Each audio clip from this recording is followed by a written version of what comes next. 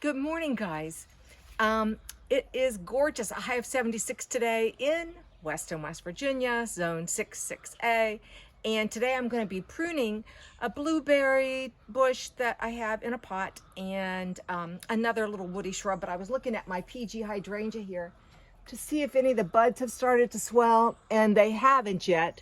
Once I start seeing some growth on those, then I'll come in and trim these back and thin these out, but it's not time yet. That's a good sign. When you see any kind of growth, that's when you start trimming back your woody flowering shrubs like your roses and some of the things we're going to do today. So over here is my wonderful Draper blueberry, and I've had this for I don't know how long, and here they are.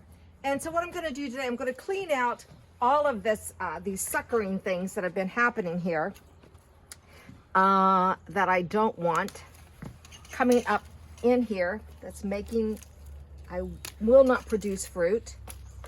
I'm going to get rid of this big piece here too. Anything that's crossing, of course, you want to do that. And then the last thing we'll do is we'll add our fertilizer. And well, that was easy. Yeah, the blueberries like a high acid soil. So I can use rose tone, which I have, or if you have an azalea and rhododendron fertilizer, you can use it. Good, that looks better already.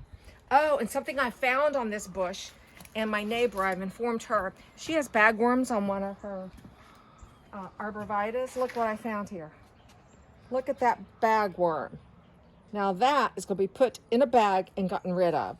I'm just going to. You don't put it on the compost or anything no, like that. You no, throw no, it right no, in the trash. No. It goes in the Send trash. it to the dump yard. Yeah, I'm going to set it on the steps, and I'll put that in when I get done. So I think Midget likes a blueberry. Look at it. Yeah, she does. If there was anything dead in here, we'd cut it out. It looks pretty good. It looks pretty healthy. There's one right there. Oh, okay. This one. Oh, I see it, Reg. Yeah, this Draper blueberry's been here for how many years? I don't know, 5 years, 6 years? Oh, longer than that. And it produces enough blueberries that we can freeze them. They're delicious. The birds like them. The birds like it. And for a small garden like what we have, it makes it so nice to be able to find one made for pots. And that's what you go looking for. You can find them at the nurseries. Blueberries made for pots, and this has been in the same pot for a long time. And in the spring I do have to cover it because the birds will come in and eat those blueberries, but I just use a netting that I use to cover for it'll say for wildlife, and you just drape it, and then you can just pick them and freeze them. So now what I'm going to do, it didn't take much. I mean, that's how hard that one was. I have a little bit left from this azalea and rhododendron fertilizer that I'm going to use up. I'm going to use a cup of fertilizer, whatever I have. My hand is equal to a half a cup, and that's about all that's left in here. So I'm going to go into the rose tone for that. That's done. Excuse me. And then what I'm going to do too is I'm going to top it off with some compost. And we have a couple dry days, but it's going to rain over the weekend. If it wasn't going to rain, you'd want to water that in. But you want to do it now when you start seeing these buds, so that those roots can start utilizing this fertilizer and produce this wonderful good root.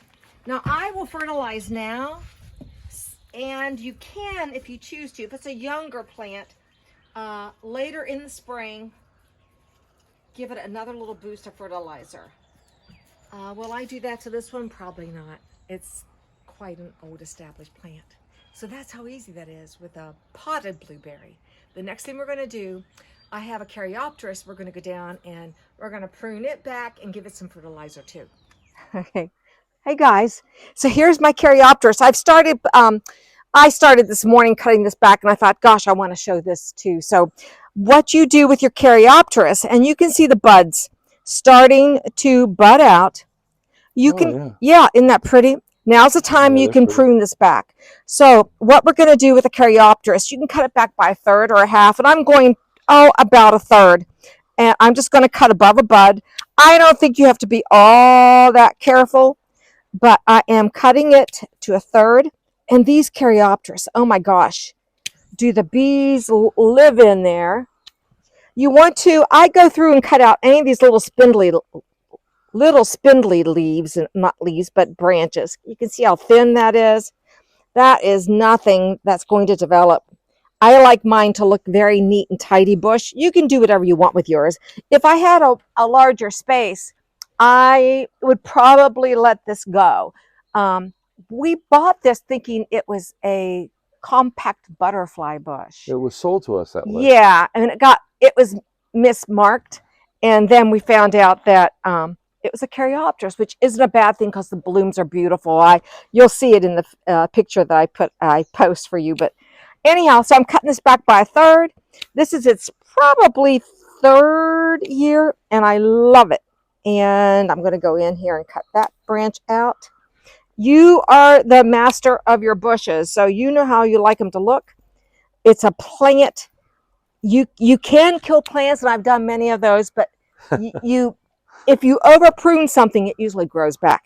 Normally it won't kill the plant. You've already done the back part of the plant there. Yeah, I've done the back part of the plant, and I've kept it all off the ground part too, because I climb in and out of here. Yeah, I just like it to look neater against this, but it does grow through the fence here, which I love. It looks really pretty. You know, it's all about the aesthetics and what makes you happy. And this is as hard as it gets, guys, when it comes to woody shrubs like this. Beautiful. And now what I'm going to do, oh, what do you see? Reg sees this. Yep, let's get rid of that. Let's make it look pretty now. Let's make it look the best it can look. Give it a haircut. Give it a haircut. It's cleaned out. And here's a little spindly branch. You know, you can stand back and assess and assess and assess, but we're not. I think I'm very happy with what it is. So the last thing I'm going to do is I have a bucket of compost here, and I'm going to sprinkle it around the base of my, well, thanks, Reg. The base of the bush. You don't have to fertilize a Caryoperis. If you fertilize too much the Caryoperis, you'll get leaves and not blooms, and I want blooms. So my compost will be enough. And there you go. That is how easy it is to prune up a woody shrub. And the last thing I'm going to be doing today is I'll end up in the compost pile turning it, and I am going to take back my little snowdrops that I dug earlier in the spring, get them back in the ground, and I'll show you how easy it is to put them back in the ground. So everyone, this is how easy it is if you ever want to dig up your snowdrops for a really end of winter bouquet. All you have to do, once they're through blooming, like I said, I kept the soil that was on them and put them in that little pot. I'm going to just stick them right in here, back in the ground. And they're such hardy little things. Get them in like that. And I'll put another little patch right here.